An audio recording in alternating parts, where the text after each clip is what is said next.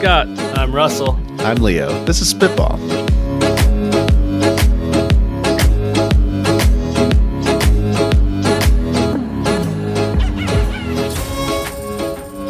Welcome to Spitball, the pitch and kitchen. We're three lovable scamps, that's us, empty our heads of all of the startup and tech product ideas that we have stuck up in there, and you can all have them for free.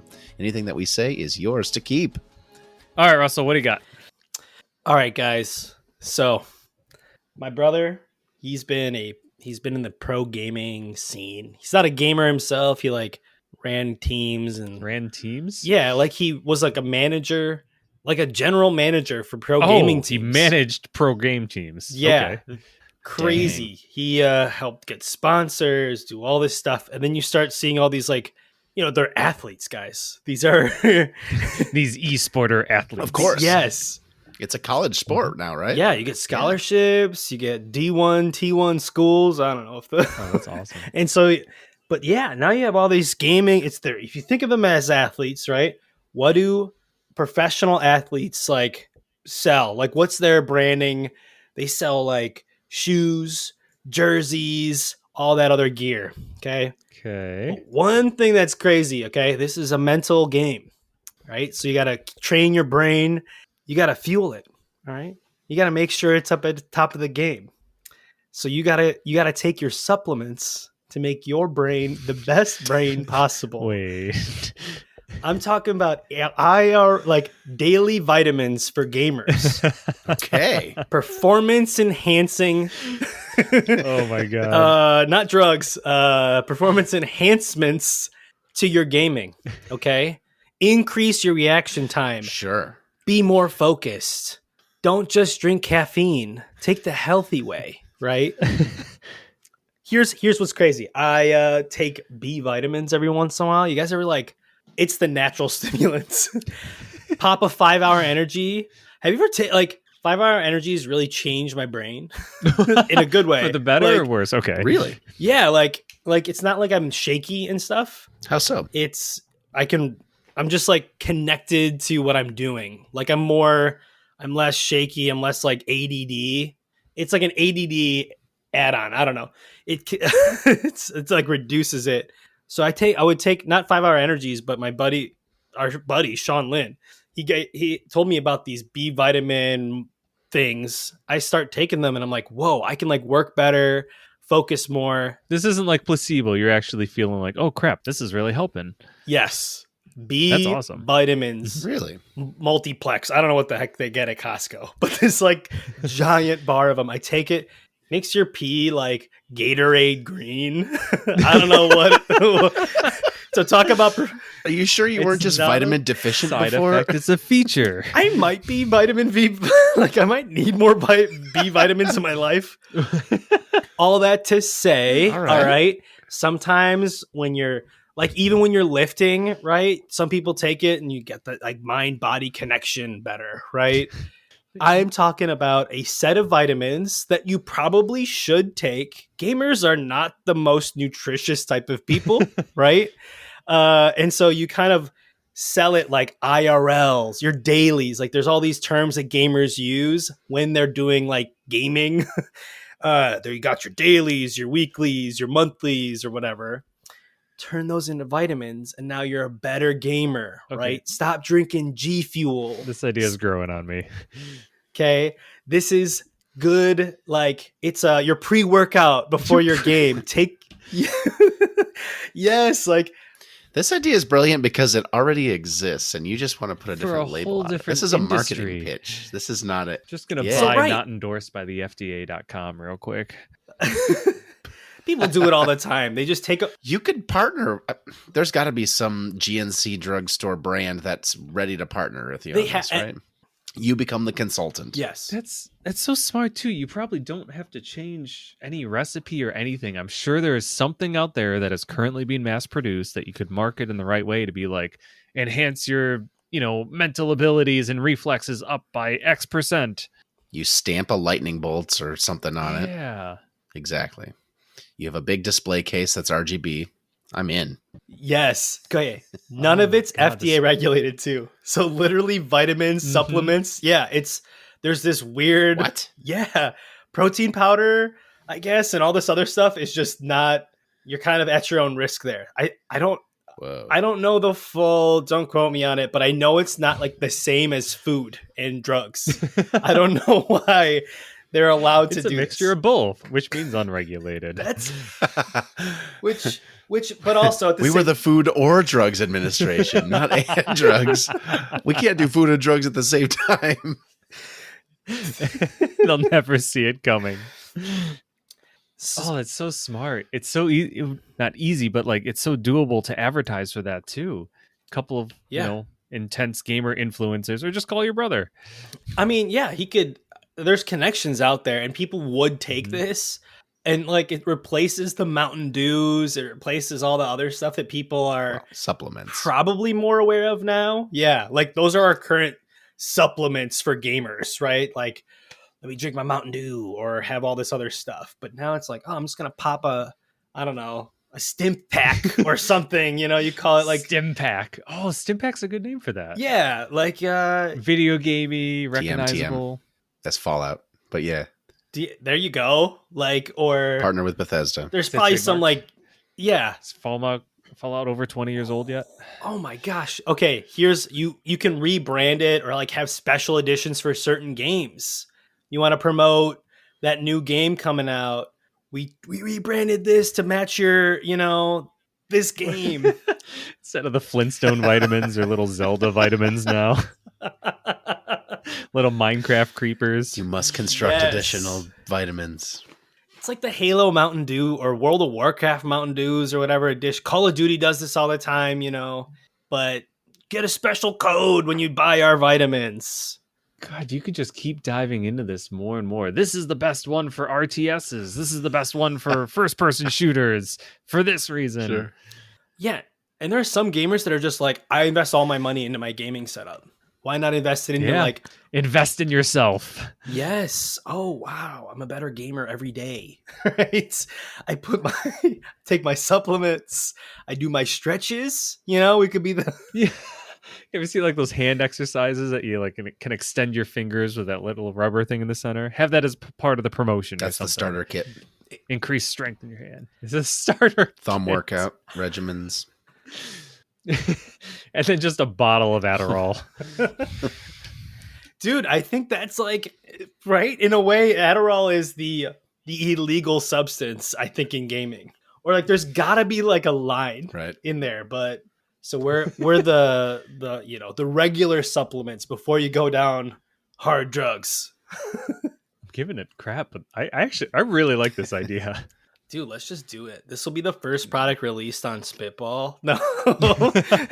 And last, once the FDA shuts us down, because, Your Honor, we swear we thought that wasn't regulated. We had disclaimers. May not do anything. Dude, that's what Liquid IV is, though, right? Like, you get, like, Gatorade. People buy that shit all the time for, I don't know. Yeah, it's just powdered Gatorade. Right. It's great. I love it. It's Gatorade. They just took Gatorade powder and put it in pouches. Like Pedialyte, yeah. They'll be vials, though. They'll be in glass vials with a cork. Oh, God. Boom. Ooh. Are there mixed drink or beer or alcohol that's marketed as like the healthy option? Not like light beers, but something that has vitamins and stuff in it. Oh, that seems like a niche too.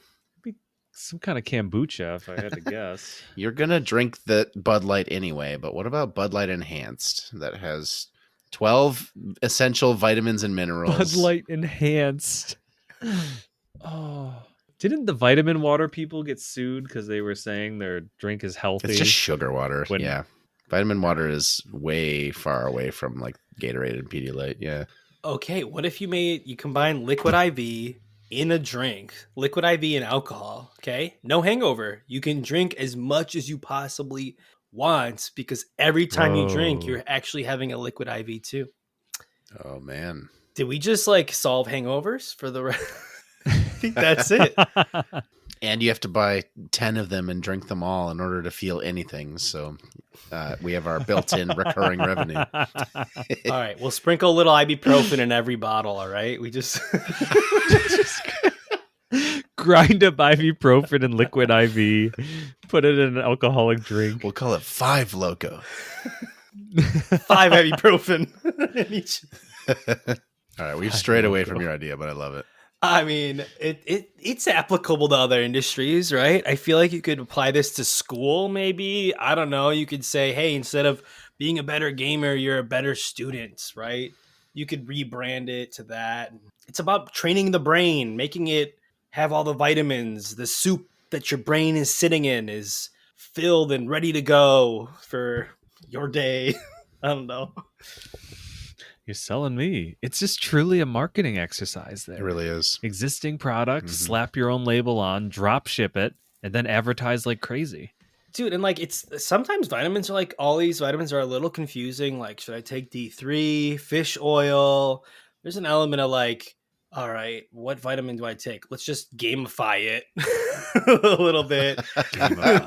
Or make it just more like, oh, I take these every day because it's just what IRL vitamins or dailies, my dailies tell me, right? There is definitely a skew toward old in the multivitamin, like Centrum Silver looking. Like I've never really taken a multivitamin before because it looks like it's targeted toward people who are 100 years old.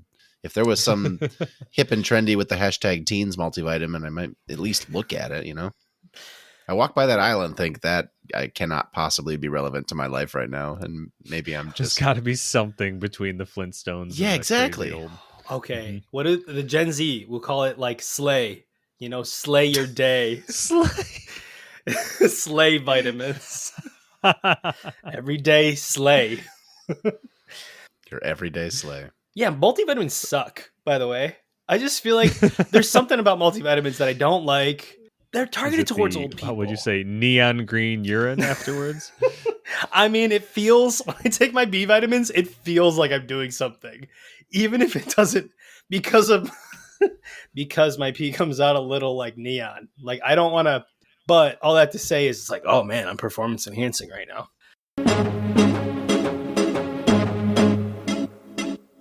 All right, Scott, what do you got?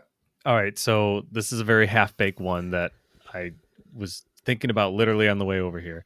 So the IRS, off to a good start, allows you to do, like, you can do deductions for your home business right here. I can write off pretty much anything as long as it's related to my business. If I'm using a certain room in my house, I can say that as my office and this many square feet goes towards that. If I'm driving somewhere for my business, picking up something, buying parts, I can write off the gas that I used on that and any maintenance on my car. There is so much potential in there, and I'm wondering, is there a way that we could optimize that or create an easy guide or blog or something in order to guide people to get the most that they can out of their tax return at the end of the year? Not like H&R Block or TurboTax being like, oh, you can deduct this and this. Like, no, we're going to help you set up a business and do the absolute minimal work possible for the IRS to consider it a business, and also give you a step-by-step instructions on what you're allowed to write off up to how much you're allowed to write off before it raises a flag at the IRS. Please don't come after me. You want to create the next TurboTax. This is a supplemental TurboTax, but instead of marking all the things that you got for income or whatever, you are marking all of the... it's asking you a question and answer style. Yeah, more of like the precursor to that. Like, here's how you do this throughout the year. You could set up a business, call it whatever you want, and you claim that it does this. And by doing that and these a couple additional steps, maybe you could sell one item or however much it requires for it to be considered a business. Then, dude, it makes sense. Mm-hmm. People do this all the time. Like, people are doing this it's like every single person. Oh yeah, absolutely. Right? Mm-hmm. So there's, I feel like, two ways to look at it, right? Well, how broad can I be? What's the business that's super broad? And then what can I write off? Right. Yep. And or like the minimal amount of work, right? So it's like, I think of vloggers, right? You can be the worst vlogger or podcaster but as long as you have a vlog up on a website that is talking relatively close to what you're vlogging about, that's brilliant. Every time you travel, you needed that $6,000 gaming rig for editing. Yes, we've seen a 600,000% increase in vloggers this year. Guys, when you travel, every time you travel, just take a vlog video, upload it to YouTube, Doesn't have to be good. Whoa. It's just got to be there. And then the IRS is like, I guess you did this for work. Wow. This is, I mean, when they watch the video, it'll be bad, but like you can write off everything. If you haven't messed up your taxes before, the IRS gives you one freebie. So maybe we're going to use up to that freebie. That freebie's a secret. So the punishment, the stick that the IRS wields is the audit, right? So maybe how you guarantee this with your insurance that you're selling to them is audit guidance or protection, because this is going to make your chances skyrocket, right? Right. So you'd have the you are more likely to get audited, and here's exactly what you need. Let us help you prepare for it ahead of time so that it's easy to go through. Buy the TurboTax audit insurance. That's it. It's one step. No, that's a really good idea, though. It gives you a guide of how to make it as least likely as possible to get audited while still optimizing your deductions and tax return. How to start a sham business to commit tax fraud.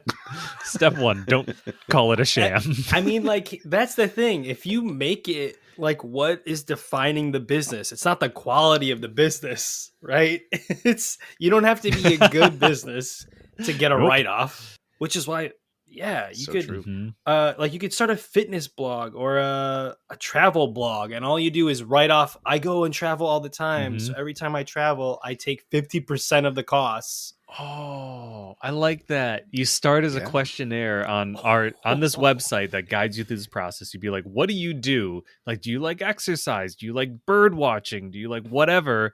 Put your hobbies and your work and everything in here, and we will give you the optimal business and the optimal write-offs for it. You drive a company car. You live in company housing.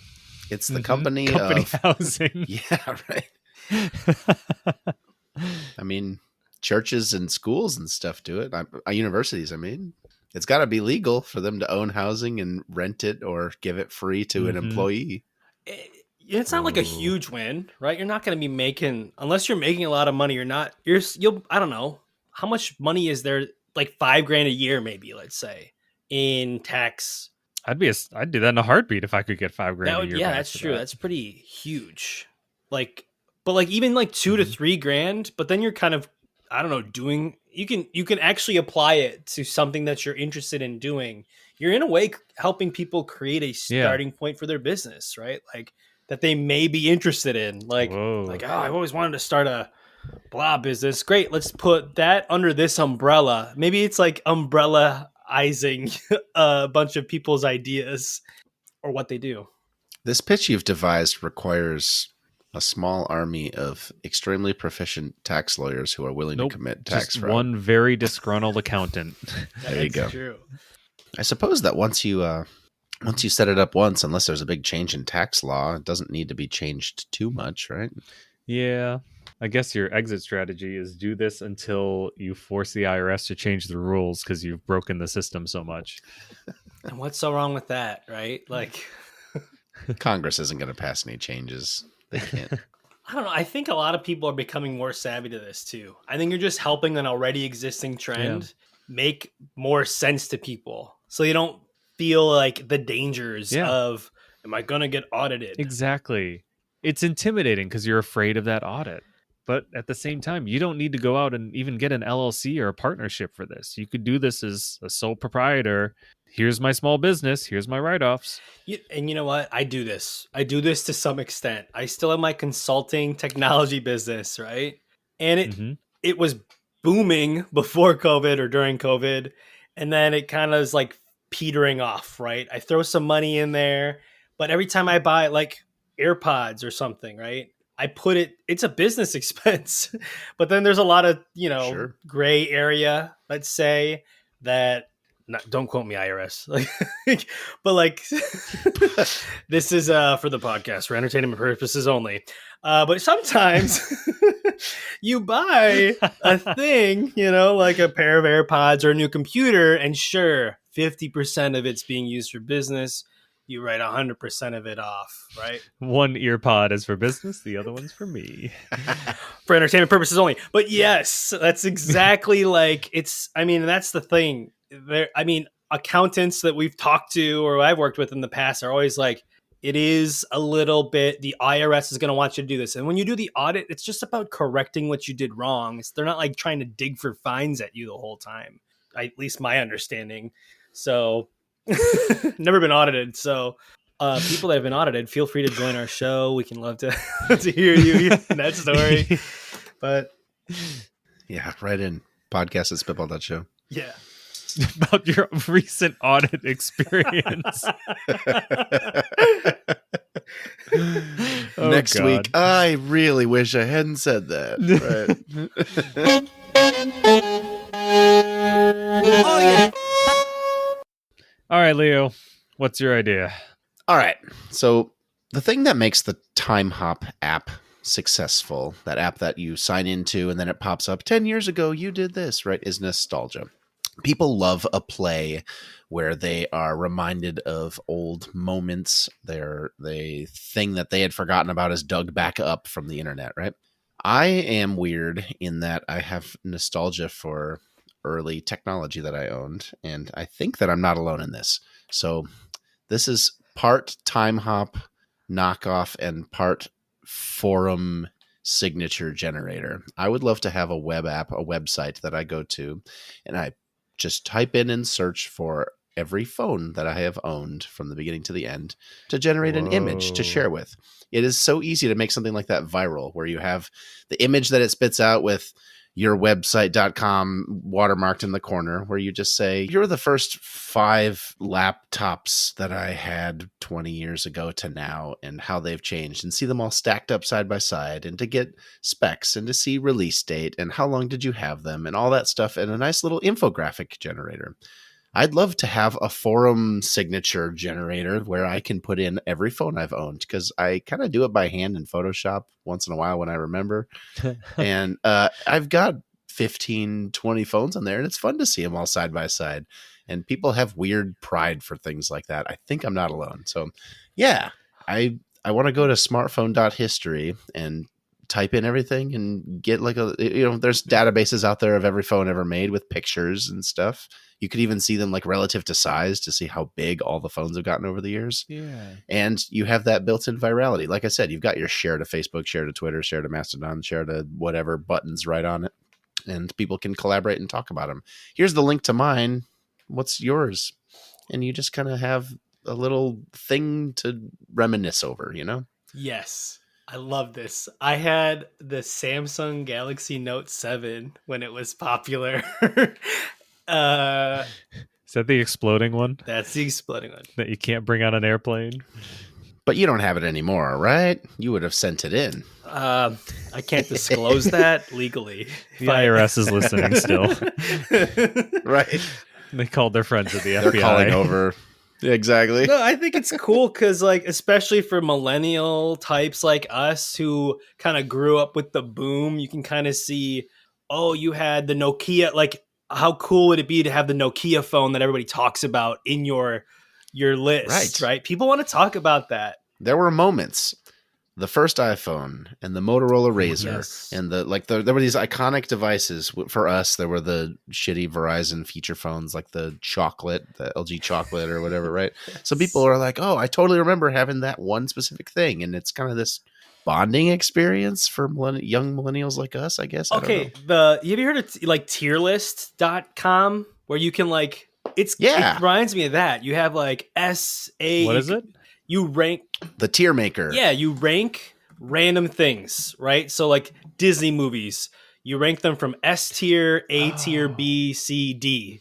And people then talk about, why the heck did you rate it D or C or A or F or S, right? Totally. And so everybody's talking about that. So I guess it's kind of like if you created a similar app that does that, but for your history of, I mean, you could apply this to devices, you could apply this to other things, but like, that's cool.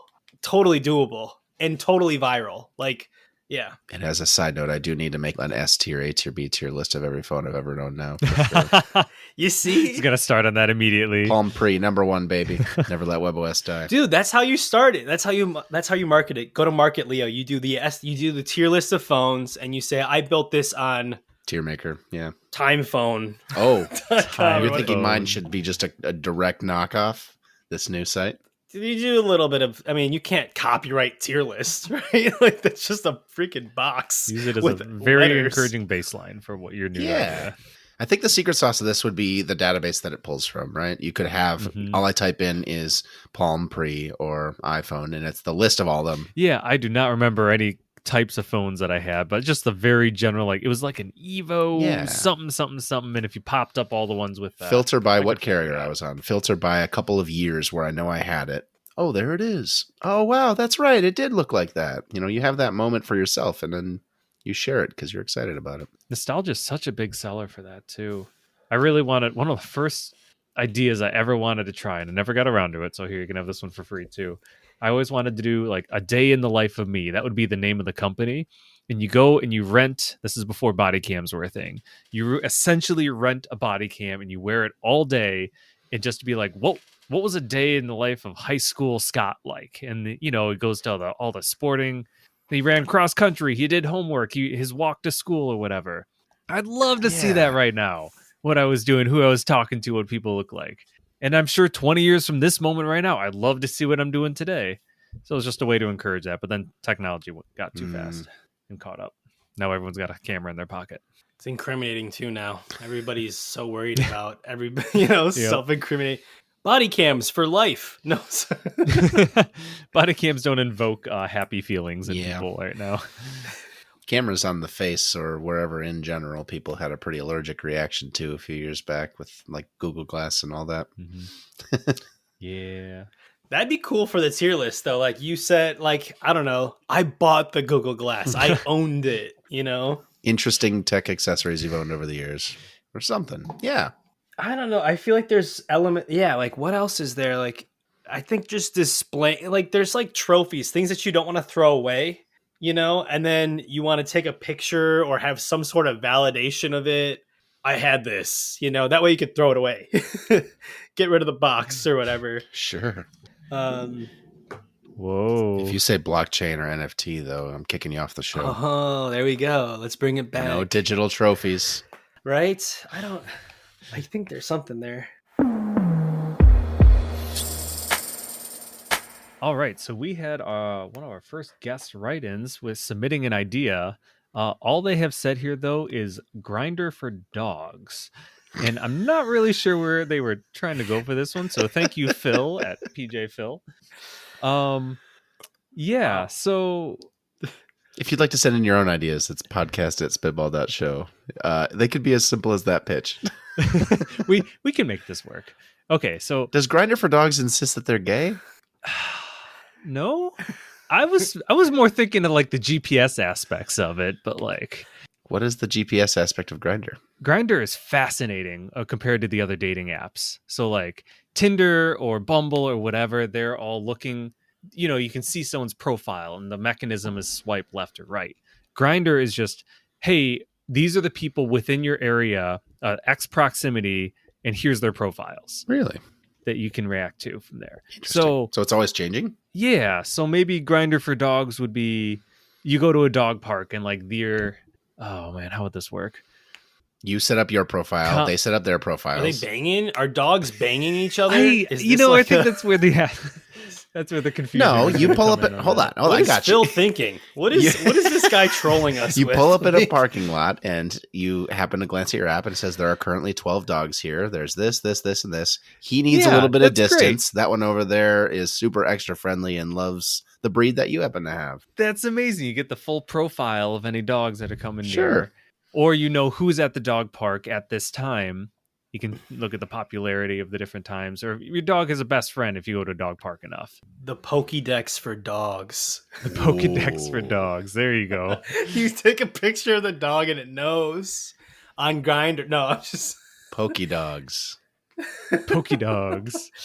They can play, I guess. Like, I wonder what else you could do. Like, so is it... I wonder if he was like... when he submitted this, was looking for like an app to like play with dogs, or, you know, did he leave a description? Like, is it like, hey, let's do some doggy play dates? The message consisted of those 3 words, Grindr for dogs. So that is what we are working with here.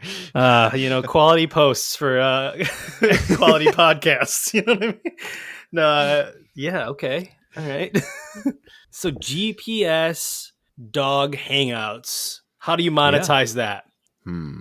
Advertisement. Yeah, that's how it is every time. Just put a bunch of Chewy ads on there and call it good. There is a Chewy within 5.6 miles from you. Or Chow Hound, whatever they're called. Love bones. Love bones. But okay, but maybe there's a little bit of a market for like dog breed matching or something. Like people want to breed their dogs. I don't know. Like, is there a market for that? Based on GPS location, like I mean my dog to get pregnant now. Sexy Dalmatians in your area. I don't know. I feel like that's hard. I feel like that's not usually an urgent thing that they need done, but maybe. I mean, maybe it's just hard to find other dogs. You know, it's hard out here being a dog, looking for other dogs to make babies, I guess. But I don't know. I mean, those are that's like in promoting backroom breeding or something. It's just like weird. Thanks, Phil. What is this guy thinking? Either too much or not enough. I'm not sure. Well, thank you for listening. We hope you enjoyed yourself this evening. If you would like to send your own ideas in, we would love to get them. Please. Ideas, feedback on the show, comments, send them on to podcast@spitball.show. That's also how you can follow us on the Fediverse. If you fire up Mastodon or some other client, type in podcast@spitball.show. We are there. You'll get updates about new episodes when they're posted and the like. Our website is spitball.show. Please follow us. We're still at The Spitball Show on Twitter, and our subreddit is r/Spitball Show. Our intro-outro music is Swingers by Bonkers Beat Club. And if you would please pull over if you're in your car, or fire up that podcast app that you're listening to us on right now and press subscribe, press add, press the plus button. We'd love to hear your feedback, and that's the best way for people to discover the show. So hit us with a review if you've got it. 5 stars would be lovely. New episode will be out next month. We will see you then.